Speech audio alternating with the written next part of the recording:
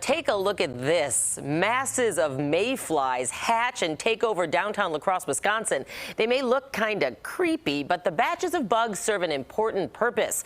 When they leave the water for land, that proves local waterways are healthy. They're also part of the food chain. Fish, birds, and bats find them quite tasty. The mayflies are harmless and they can't bite people because they don't have mouths. I bet you did not know that, Rob. I did not know that, but shouldn't they be July flies because they're not May Or flies? this should happen in May. Yes, maybe they're just late. We should look this up and read more. Look, you know, it almost feels to me, when I was walking around earlier, it almost feels like early autumn because the humidity is so low.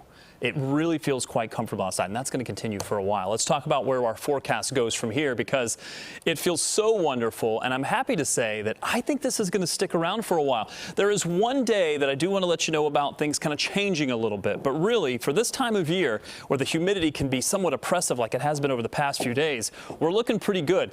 Clear skies, northeast winds coming off of the lake. It is causing some problems on the lake, and I'll talk about that, but you get temperatures in the 70s to near 80, low humidity. It really feels very comfortable, and I think that will stick around at least for tomorrow.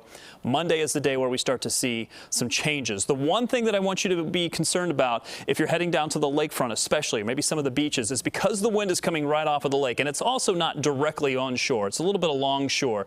There's going to be some strong currents here. We're also starting to see some of the wave heights get up to 4 or 5 feet. Just be real careful if you're going to be along the lakefront for sure.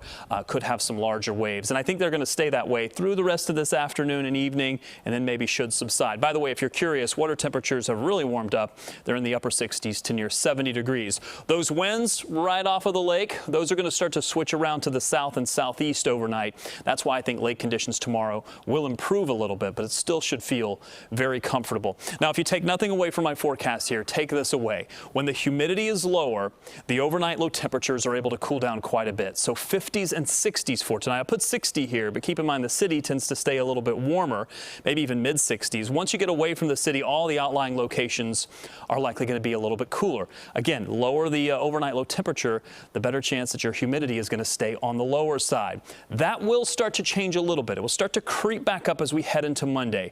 Remember, I said Monday is the one day that we're watching for some potential changes. I don't have any rain in the forecast for tomorrow. It looks fantastic. Then we watch this next system get a little bit closer. If the humidity can come up enough, we may be able to squeeze out a few showers and storms late Monday evening or maybe even into Monday night. But outside of this part of the forecast where storms come in late on Monday, and even though I have 88 there, it's possible we could get into the 90s for some of you. That's really the only problematic day, and it's not terribly problematic. The rest of the forecast is nice and quiet, mid-80s, and again, you can tell the humidity is low because those overnight low temperatures are in the mid-60s. Dana? All right, Rob, thanks so much.